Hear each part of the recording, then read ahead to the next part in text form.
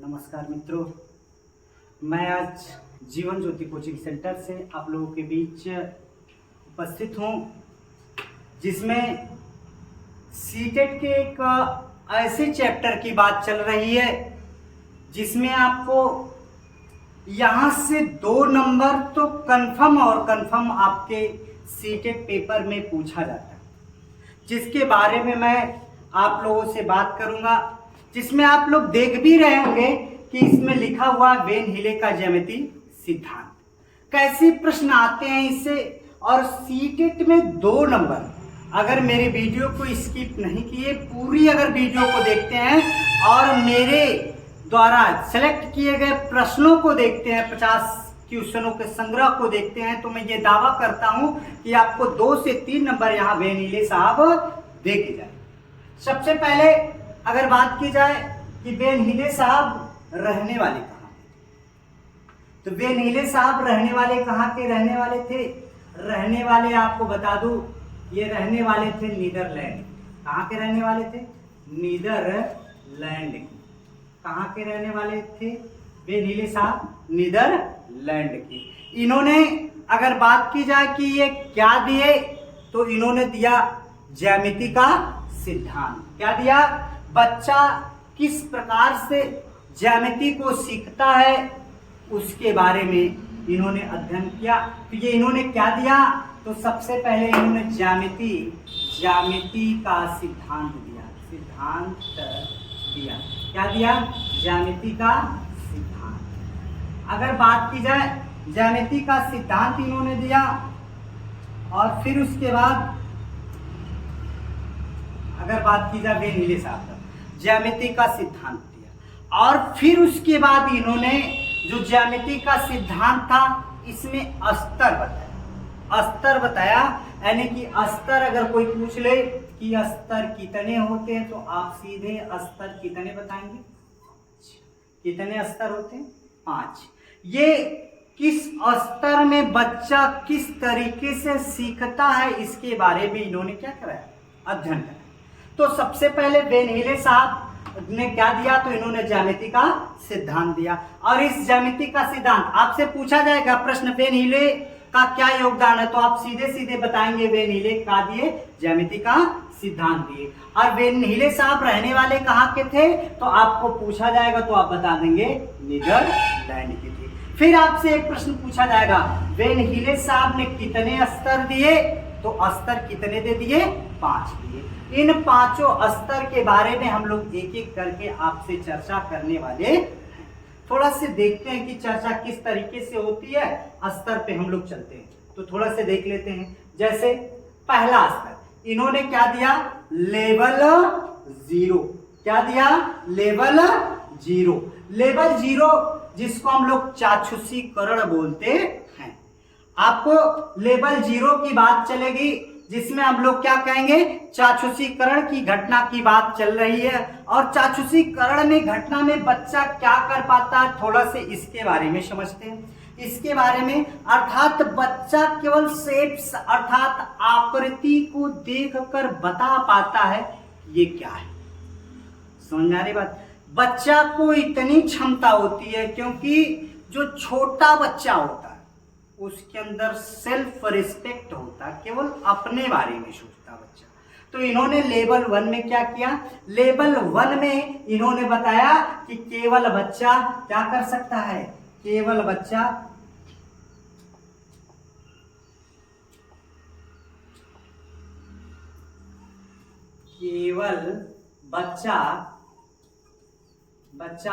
आकृति को देखकर क्या बताता? देखकर क्या करता है? बता पाता है। बच्चा आकृति को देखकर बता पाता है कि इसमें अगर आपको तिकोना दे दिया गया, जैसे तिकोना के रूप में दे दिया गया, तो 3 कोने वाले से, तो वो आकृति को देखकर क्या बता देगा कि भैया ये आपका क्या है? पराठा है। क्या है? पराठा है। अगर इसी तिकोना को एक और तिकोना दे दिया गया, तो उसको देख लेने के बाद वह क्या बता देगा? समोसा बता देगा। क्या बता देगा? समोसा बता देगा। फिर आपसे अगर मैं आपकी बात करूं, इस आकृति को देखकर पहचान लेगा। फिर आपकी बात कर लेगा, एक तिकोना आपके आधुनिक जमाने में, पहले नहीं हुआ करती थी लेकिन आज आधुनिक जमाने में जो आपके चिप्स, जिसको हम चिप्स भी कहते हैं, तो यह तिकोना आकार का भी यह चिप्स होती है। इसके बारे में बच्चा बता पाएगा इस आकृति को, लेकिन इस आकृति में ये नहीं बता पाएगा कि समोसा बड़ा होता है, कि पराठा बड़ा होता है, कि चिप्स बड़ा होता है। इसी तरीके से अगर देख लेगा तिकोना तो वो बता देगा क्या है, त्रिभुज। इन चीज के बारे में वो बता पाएगा केवल, लेकिन बड़ा छोट या उसमें कोई और चीज कुछ भी नहीं कर पाएगा बच्चा। फिर उसके बाद अगर मैं आपकी बात करता हूं, जैसे उसको गोल दे दिया जाता है, कैसा आकार दे दिया जाए, गोल। गोल देखने के बाद वो क्या बता देता, क्योंकि देखिए बचपन में जो बच्चा होता है 6 महीने के बाद बच्चा क्या करता है, रोटी की तरफ बड़ा आकर्षित होता है। जब रोटी की तरफ बड़ा आकर्षित होता तो गोल उसको दिखाई जाए तो वह गोल में केवल रोटी को ही बता पाएगा, वह हीरे की अंगूठी को नहीं बताने जाएगा या बहुत और कोई चीज को नहीं बताने जाएगा। अगर उसको गोलाकार दिखा दिया जाएगा तो बता देगा क्या आपका है ये गोल। अगर दिखा दिया जाएगा उसको तो वो बता देगा आपको कि ये क्या है, रोटी। क्या है, रोटी। रोटी के बाद थोड़ा से और अगर जानकारी उसको मिल जाती है तो इस समय बड़ा फैशन चल रहा है, लगन का माहौल है, तो उसमें क्या मिलेगा, तो उसको बता देगा पूड़ी है। क्या है ये, पूड़ी। फिर उसके बाद आपसे अगर बात करेगा, अगर गोल और भी चीजों को दिखा दिया जाए, तो जैसे अगर एक गोल वाला आज आपके पास 20-20 बिस्किट आया, उसको दिखा दिया जाएगा तो कहेगा कि क्या है, 20-20 बिस्किट। मतलब केवल आकृति से उसको बता पाते। फिर उसके बाद अगर मैं बात कर दूं, गोल के बाद अगर आयताकार पूछ लिया जाएगा, क्या कर लिया जाएगा, आयताकार। क्या कर लिया जाए, आयताकार आपसे पूछ लिया जाए। तो आयताकार पूछ लिया जाए तो आयताकार में क्या बच्चा बता पाएगा, जरा आयताकार में अगर बात की जाएगी तो अगर इस तरीके से ये दिखा दिया जाएगा तो आयताकार में वो क्या बता देगा, पार्ले जी का बिस्किट। क्या होगा, पार्ले बिस्किट। क्या होगा, पार्ले बिस्किट। आपकी इसकी बात करें। और यहां गोल होगा तो क्या बता देगा, 20-20। कौन सा, 20-20 बिस्किट है। समझ रहे कि नहीं, 20-20 बिस्किट आपकी बात हो रही। अब उसके बाद यहाँ पे पार्ले बिस्किट की बात कर लेगा। फिर उसके बाद अगर गोल बता दिया गया तो एक आपके घर में इस्तेमाल होती है माचिस की डिबिया। माचिस की डिबिया। अब आपको माचिस की डिबिया जो होती है, जो माचिस की डिबिया होती है वो भी कैसी होती है, माचिस की डिबिया की डिबिया। जो आपकी डिबिया होती है आपका कैसी होती है, यह भी आकार कैसा होता है, उसमें आपका चकोना होता है। अच्छा ये बता दीजिए आप लोग कि माचिस की डिबिया होती है, जो माचिस होती है उसमें जो लगा हुआ रोगन होता है वो क्या होता है, तो आप जान लीजिए आज के बाद वह क्या होता है, सफेद फास्फोरस से बनाया गया क्या होता है, लाल फास्फोरस होता है। जिस लाल फास्फोरस का सूत्र क्या होता है, पी होता है, जबकि सफेद फास्फोरस का सूत्र क्या होता है, P4 होता है। सफेद फास्फोरस का सूत्र क्या होता है, P4 होता है। और इसी सफेद फास्फोरस को क्या कर दिया जाता है, 240 डिग्री सेंटीग्रेड पर निष्क्रिय वातावरण में, अर्थात जहां पर वायु ना हो, वायु की अनुपस्थिति में यदि गर्म किया जाता है तो ये क्या बन जाता है, आपका लाल फास्फोरस का निर्माण होता है। तो फिलहाल चलिए, हमें वहां साइंस पे नहीं जाना, केवल मैं थोड़ी सी बात आपको बताया, लेकिन साइंस पढ़ाऊंगा सुपरटेक में तो आपको समझाऊंगा वहां से बढ़िया से। फिर उसके बाद आयताकार की बात हो जाती है। तो गांव में जैसे कि आज कॉलोनी है, कॉलोनी में सबसे ज्यादा क्या दिख रहा है, ईंटा दिख रहा है। जब ईंट दिख रहा है तो बच्चा क्या बताएगा उसको कि ये भैया ईंट। क्या है, ईंट। लेकिन छोटा बच्चा, आपको बता दूं, वो आकृति के बारे में समझा नहीं पाता कि यह कैसा है, क्या है, ये कौन छोटा है कौन बड़ा है। तो वो क्या कर देता है, अगर उस बच्चे के सामने आप एक छोटा सा भी एक कह लीजिए कि मिट्टी का टुकड़ा भी रख देते तब भी उसको वो क्या कर लेता, गोल रोटी समझ के खा जाता है। या फिर उसके सामने कोई कंकड़ रख दिया जाता। कभी कभी हम लोग छोटे रहा करते थे तो बड़ा शरारत करते थे। शरारत में क्या होता था कि अपनी टॉफी जो होती थी उस टॉफी को निकाल के खा लिया जाता था और उसमें पत्थर डाल के और उसको पैक कर दिया जाता था और बच्चे को दे दिया जाता था। बच्चा क्या करता था, उसको उठा के जो पैक और उसको खोल के खाना शुरू कर देता था। इतना उसको पता था कि इसमें अगर ये टॉफी है तो इस टॉफी को हम खाना है, लेकिन उसको इस बारे में नहीं पता था कि ये टॉफी नहीं, एनालिसिस नहीं कर पाता कि यह पत्थर कि आपका कौन सा, केवल आकृति के बारे में ही समझा पाएगा। ये कौन सा लेवल है, चाक्षुषी करण। अभी मैं इस पे क्वेश्चंस भी लाऊंगा, आपको समझाने का प्रयास भी करूंगा कि किस तरीके से ये क्वेश्चंस बनते हैं। आगे देखिए, अगर ये इतनी चीजें आपको समझ में आ गई हो तो इसका स्क्रीनशॉट ले लीजिए और आगे बढ़ते हैं। इतनी चीजें देखिए, इसमें लिखाना कुछ नहीं, केवल पेपर और कलम लेकर बैठ जाइए मेरे साथ और जितनी बातें मैं बता रहा हूं उतनी को नोट कर लीजिए अभी अभी। और दिमाग में नोट करने की जरूरत है अभी अभी। मैं कुछ समय बाद आपको जब प्रश्न उत्तर ला के दूंगा आपके सामने, तब जाके आपको समझ में आएगा कि इससे जो सर जी पूछे हैं या बताएं उससे कैसे क्वेश्चन आते हैं।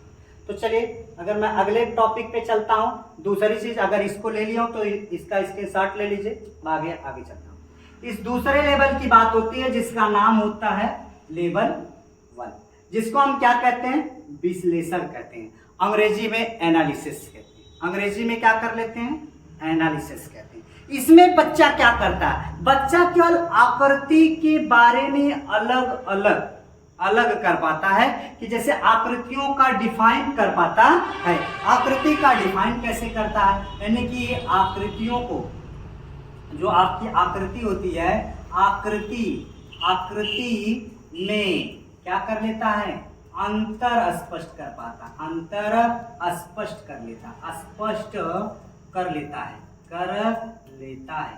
क्या कर लेता है, अंतर स्पष्ट कर लेता है। जैसे अभी मैं आपको बता दूं, एक बच्चा है जिसके सामने अभी आयताकार एक माचिस की डिबिया रख दी जाए और एक उसके बाद उसको क्या कर दिया जाए, उसके सामने ईंट रख दिया जाए, एक आपको उसके सामने पराठा रख दिया जाए और एक उसके सामने क्या कर दिया जाए कि आपका कोई वर्ग रख दिया जाए। तो उससे पूछा जाए कि इसमें भिन्न कौन है, तो पराठा बता ले रहा कि गोल है, लेकिन इसमें आयताकार कौन, वर्ग है कौन, आयत है, इसके बारे में उन्होंने पहले वाले में अध्ययन नहीं किया था। लेकिन यहाँ पर क्या करेगा, आकृति में अंतर स्पष्ट कर लेगा कि जैसे वह देखेगा अगर ये भुजाएं चारों बराबर होंगी, आयताकार होगा तो ये क्या होगा, वर्ग हो जाएगा, और इसी को वह बता देगा वर्ग। इसको 2D जानते, क्या जानते हैं, 2D। मैं ज्यामिति में पढ़ा चुका हूँ 2D।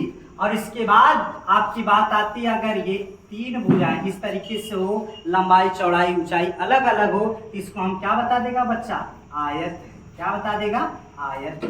फिर उसके बाद अगर मैं इसके आयत की बात कर लूं, इसके वर्ग की बात कर लूं, अगर ए में 2D के बजाय 3 डायमेंशन फिगर बना दिया जाए, 3D, इसको हम क्या बोलते हैं, 3D। तो इसको हम क्या बोल लेते हैं, घन बता लेते हैं, और इसको हम लोग क्या बता लेते हैं, घनाभ। अगर बच्चा इसमें घन, घनाभ, वर्ग और आयत को डिफाइन कर ले रहा है तो यानी कि वह किस अवस्था में पहुंच गया, विश्लेषण कर ले रहा है, एनालिसिस कर ले रहा है, यानी कि आकृति में अंतर स्पष्ट कर ले रहा। फिर उसके बाद अगर मैं आपसे कह दूं, जैसे मैं आपसे कह दूं ये वृत्त बन गया, ये वृत्त बन गया, इसमें आपको वृत्त बनने के बाद आपको बता दूं, एक जैसे ये वृत्ताकार हो गया और एक छेद बना दिया गया। तो अब इसमें बच्चा बता देगा कि ये 2 डायमेंशन फिगर यानी कि 2D है और ये 3D, यानी कि ये वृत्त है और ये गेंद है। इस चीज को बता सकता है बच्चा। फिर उसके बाद अब आपकी बात आती है कि इसमें आपको अगर देखा जाए तो इसकी बात आगे चलती है, तो थोड़ा सी इसमें आप अगर देखेंगे तो इसमें वृत्त के बाद बच्चा क्या कर पाता है, उसमें देख पाता है कि कौन छोटा है कौन बड़ा है। जैसे बच्चे को अगर देखा जाए तो मैंने बताया आपको कि सेल्फ रिस्पेक्ट होता है, बच्चा खुद के सम्मान के लिए लड़ता है, यानी कि उसको एक छोटा भाई है और एक बड़ा भाई। जब छोटे भाई को आप क्या करते हैं, बड़ी वाली रोटी दे देते हैं, बड़ा भाई को छोटी वाली रोटी दे देते हैं, तो बड़ा भाई संतोष करके खा लेता कि मेरे छोटे भाई। लेकिन अगर छोटे भाई को छोटी रोटी दे दिया और बड़े भाई को बड़ी रोटी दे दिया, तो छोटा वाला बच्चा क्या करता है, उसको जाकर खींच के लाएगा, कहेगा नहीं मुझे चाहिए।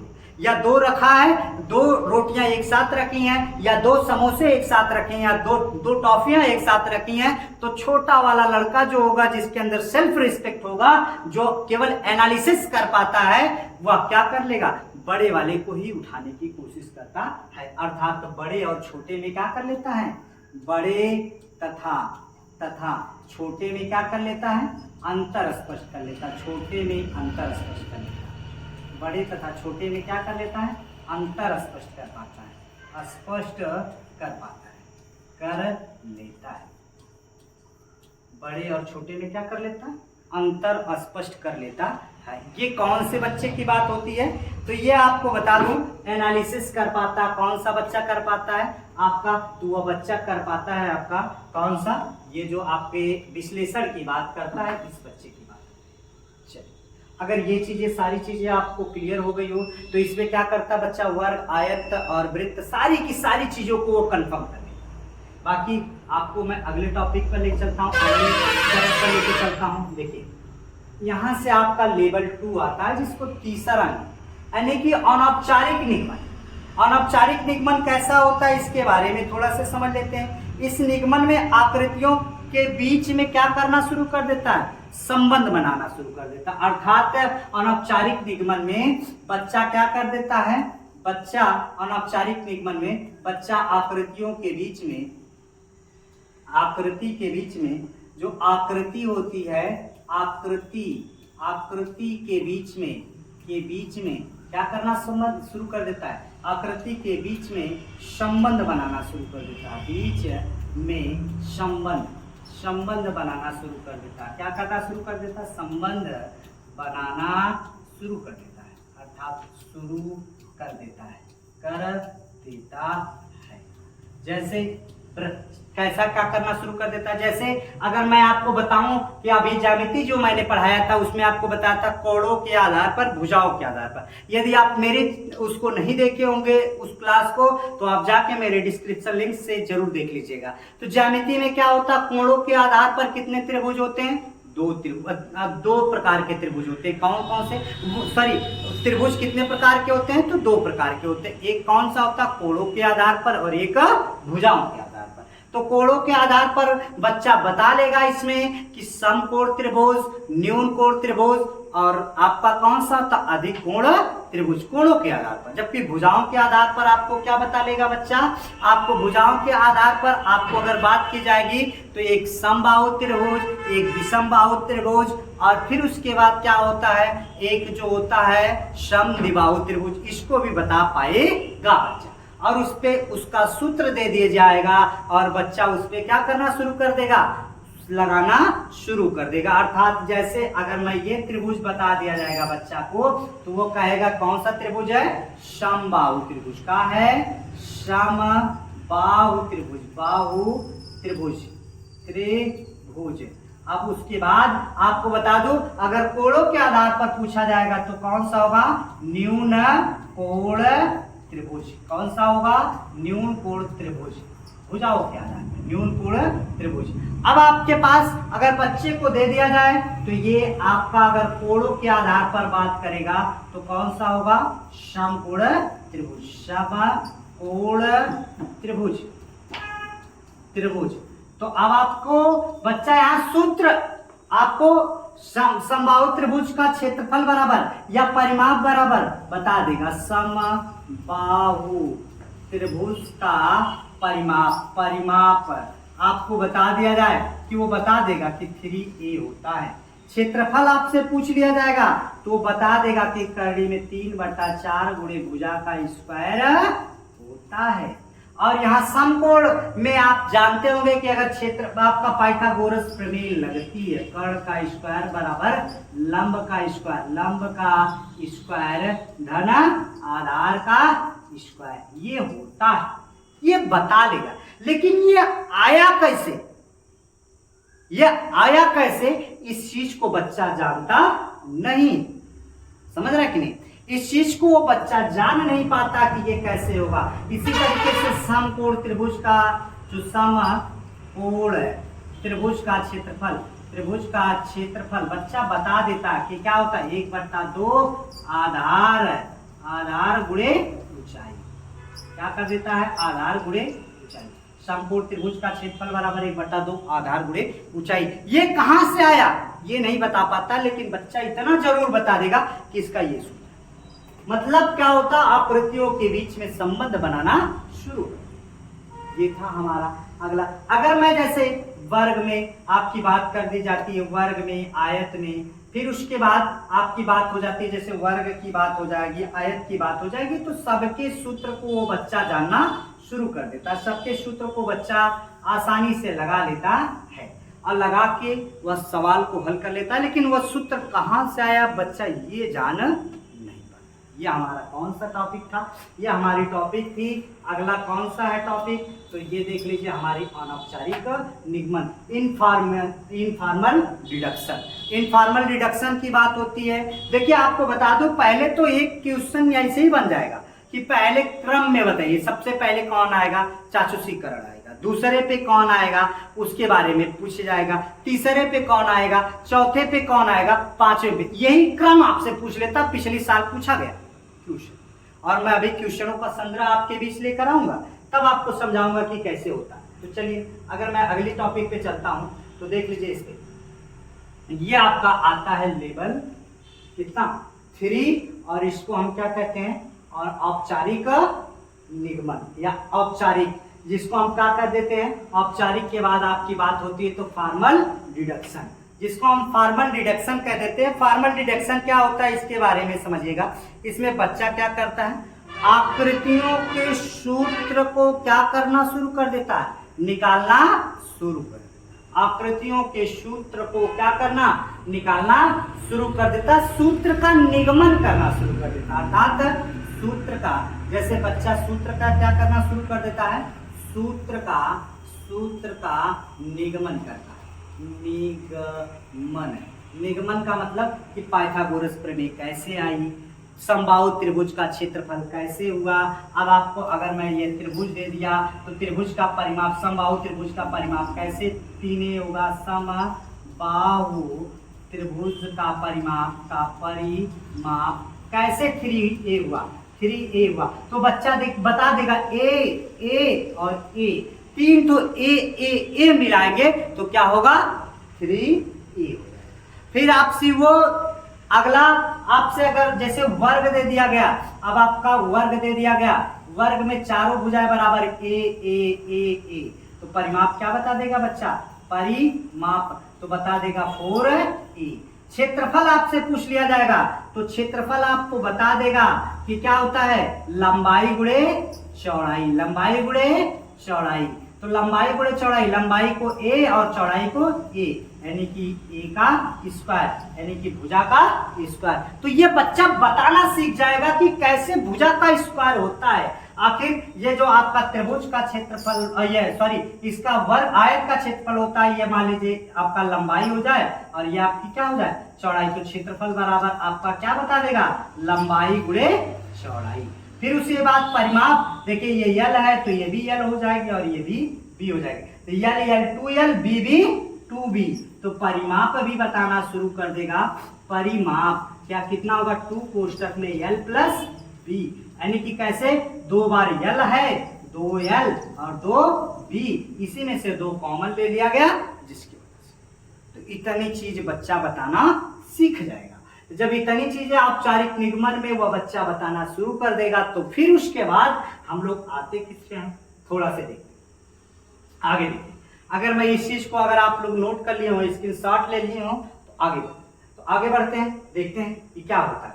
चलिए ये आपका था, इसमें बच्चा सूत्र का निगमन करना शुरू कर देता, अर्थात बच्चा सूत्र कैसे आता है, कहाँ से निकलता है, ये सारी चीजें वो जानना शुरू कर देता है। अर्थात जब कक्षा 9 में जाते हैं तो आप लोग देखते होंगे कि वो डेरिवेशन करते हैं, आपका और न्यूमेरिकल लगाते हैं, या फिर उसके बाद उसको किसी सूत्र का निगमन करते हैं, या परिमेय सिद्ध किया जाता है। तो ये परिमेय वगैरह सिद्ध करने वाली बात आएगी, परिमेय को सिद्ध करने की बात आएगी, तो यही होगा परिमेय।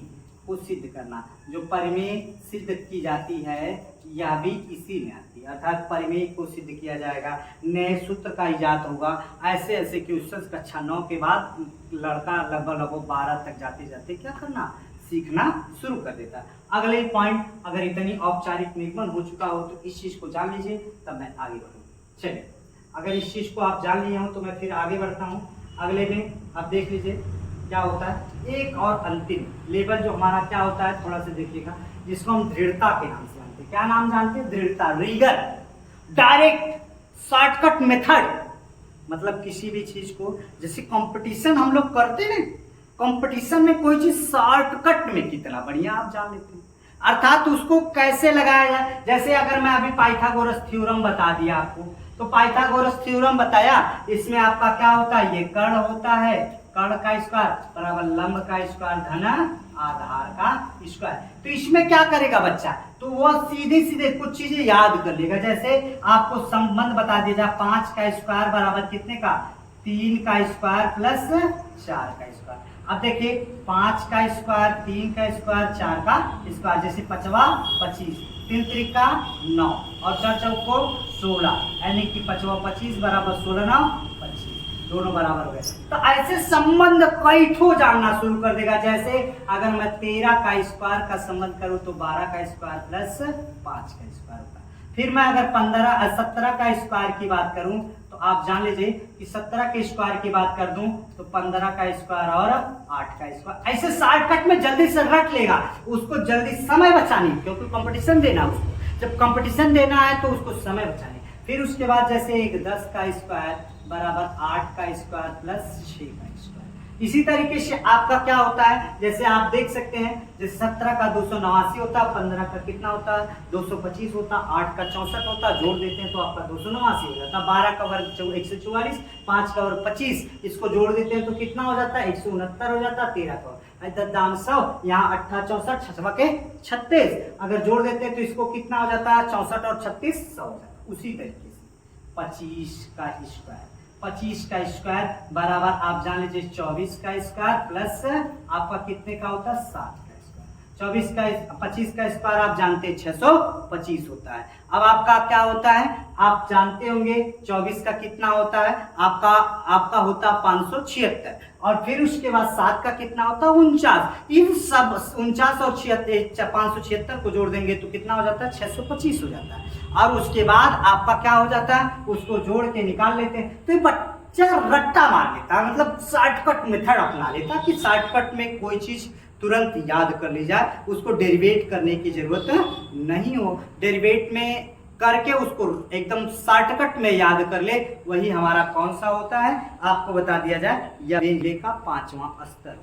ये हमारे स्तर थे। अगर इसमें किसी भी प्रकार की कोई समस्या हो सकती है तो आप मुझसे कमेंट करके पूछ सकते हैं। और फिर उसके बाद मैं थोड़ा से आपको दिखा देता हूं 2-4 क्वेश्चनों को, फिर उसके बाद आपको मैं अगली वीडियो में आपको इस क्वेश्चनों के बारे में आपसे मैं डिस्कस करूंगा कि कैसे क्वेश्चंस आपके आते हैं। देख लीजिए, थोड़ा से मैं अगर बात कर लूं तो यहाँ पे देख लीजिए हमारे बीच में ये जैसे वेले के ज्यामितीय सिद्धांत के 5 स्तर है। लेवल 1 में चाक्षुषीकरण है, और इसमें बच्चा क्या करता है, सिर्फ वस्तुओं और उनकी आकृतियों के स्वरूप या दिखावट के आधार पर वस्तुओं को पहचानने में सक्षम होता है। जैसे समोसे की आकृति को देखकर क्या बता देता है, त्रिभुज बता देता है, और बिस्किट की आकृति को देखकर क्या बता देता है, आयत बता देता है। रोटी की आकृति को देखकर क्या बता देता है, वृत्त बता देता है। लेवल 1 में पहुंचते हैं, अगर लेवल 1 में पहुंचते हैं तो आप देखते होंगे कि वो जिसको हम लोग क्या कहते हैं, एनालिसिस कहते हैं। एनालिसिस क्या होता है, विश्लेषण होता है, जिसमें बच्चा आकृति को उनके गुणों के आधार पर वर्गीकृत कर पाता है, जैसा कि बच्चा बता पाता है कि वर्ग और आयत में अंतर करना शुरू कर देता है। फिर उसके बाद आपकी बात आती है लेवल 2 में, अनौपचारिक निगमन, जिसको इनफॉर्मल डिडक्शन कहते हैं। इनमें बच्चा आकृतियों के बीच में संबंध बताना शुरू कर देता है। फिर लेवल आपका औपचारिक निगमन, जिसको फॉर्मल डिडक्शन कहते हैं, इसमें बच्चा आकृतियों के सूत्र को ढूंढना शुरू कर देता है। फिर उसके बाद आखिरी होता है 5वां, इसमें बच्चा अपने से ज्यामिति चिंतन के आधार पर वस्तुएं बना लेता है और वेन हिले के ज्यामिति चिंतन के सिद्धांत के अनुसार प्राथमिक कक्षा के बच्चों को दृश्य आपको बता दिया जाए कि जो दृश्यीकरण होते हैं और फिर उसके बाद चाक्षुषीकरण होते हैं, इन सारे चीजों को आपको उसके आधार पर हुआ क्या करता बताएगा। तो फिलहाल मैं आता हूँ, एक आध दो क्वेश्चंस देखता हूँ आपको जैसे क्वेश्चंस मिलते हैं। मेरी टीम ने बड़ी मेहनत करके क्वेश्चनों को इकट्ठा किया है। देखिए जैसे प्राथमिक स्तर के विद्यार्थी को दिक् स्थान संबंधी समझ का विकास करने के लिए सर्वाधिक उपयुक्त गतिविधि कौन सी है?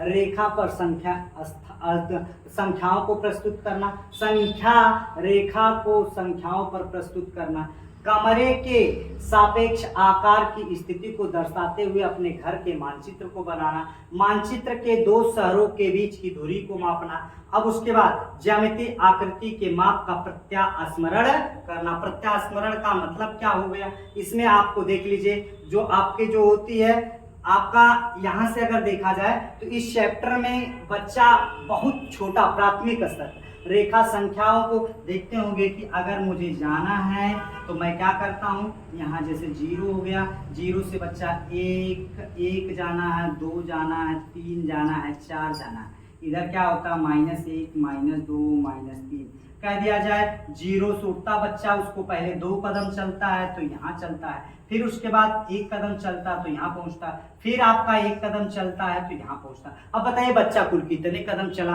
तो कितने कदम चल जाएगा बच्चा? 4 कदम। अब बच्चे को क्या करेगा? संख्या रेखा को प्रस्तुत करना, संख्या रेखा प्रस्तुत, सापेक्ष आकृति को दर्शाते हुए अपने घर का मानचित्र बनाना। घर का मानचित्र बना लेगा का बच्चा? 3 डायमेंशन फिगर नहीं बना। मानचित्र के दो शहरों के बीच की दूरी, शहर का अपने गांव का बच्चा गांव से ही नहीं निकला तो शहर कहां से देख पाएगा? और ज्यामितीय आकृतियों को नामों और में प्रत्यास्मरण करना, यानी कि आपका कौन होगा? संख्या रेखा पर प्रस्तुत करना। थोड़ा सा अभी देख लेते हैं एक आध दो क्वेश्चन और फिर मैं आपको 50 क्वेश्चनों का जो संग्रह है उसके बारे में आपसे बात करूंगा। देखिए आपको हर ज्योति को लगता है कि वर्ग एक समचतुर्भुज और एक आयत दोनों ही है। वर्ग क्या है? एक समचतुर्भुज और एक आयत भी है। तो वेन हिले के किस ज्यामिति के चिंतन स्तर पर है? तो मतलब उसमें अंतर वो स्पष्ट नहीं कर पा रहा, दोनों की एक ही चीजें बता रहा है। तो यानी कि वो क्या कर रहा है? कौन से स्तर पर है? तो वो वेन हिले के कौन से स्तर पर? आकृतियों का अंतर नहीं कर पा रहा। जब आकृतियों का अंतर नहीं कर पा रहा तो कौन से में? दृश्यीकरण। इसी तरीके से मेरे वीडियो में आप बने रहेंगे। अगली क्लास होगी जिसमें मैं कल लेके आऊंगा आपके 50 क्वेश्चनों का संग्रह है मेरे पास वेन हिले के सिद्धांत के अनुसार, मैं जिस पे आपको क्या कराऊंगा? अध्ययन कराऊंगा। और फिर उसके बाद आपके प्रश्नों के एक एक प्रश्नों का जवाब मैं आपसे लूंगा। और फिर अगर पीडीएफ चाहिए तो मेरे डिस्क्रिप्शन लिंक से आप ले सकते हैं, पीडीएफ भी आपको मिल जाएगी। तो सारी चीजों के साथ आप मेरे साथ हंसते रहिए, मुस्कुराते रहिए और इस बार जीवन ज्योति कोचिंग क्लासेस से अपनी सफलता को निश्चित करिए। अपने माता और अपने पिता की फिक्र को फक्र में बदलने का काम करिए। धन्यवाद।